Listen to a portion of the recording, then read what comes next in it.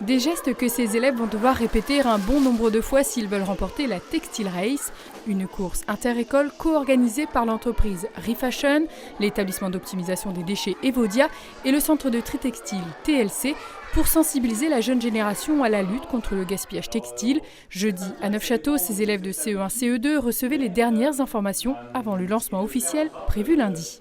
Pendant 4 semaines, les 10 écoles participantes vont devoir collecter le plus de textiles, linge de maison et chaussures usagées, quel que soit leur état, même abîmés.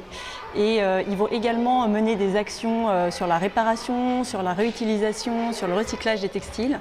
Et chaque kilo collecté et chaque action réalisée, que ce soit des affiches, que ce soit du porte-à-porte auprès des commerçants, pourquoi pas, va leur permettre de gagner des points. En 2022, près de 827 000 tonnes de textiles, linge de maison et chaussures ont été mis sur le marché en France. Mais une fois usés ou trop petits, ils sont souvent jetés alors qu'ils pourraient être réutilisés, réparés ou recyclés.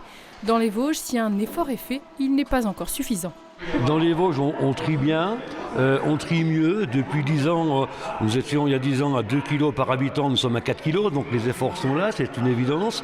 Mais on retrouve encore malheureusement des textiles ou des chaussures dans les ordures ménagères résiduelles, donc qui sont dirigées en enfouissement et c'est franchement pas le bon plan. Et pour poursuivre dans le bon sens, ce n'est pas un hasard si la Textile Race s'adresse aux jeunes.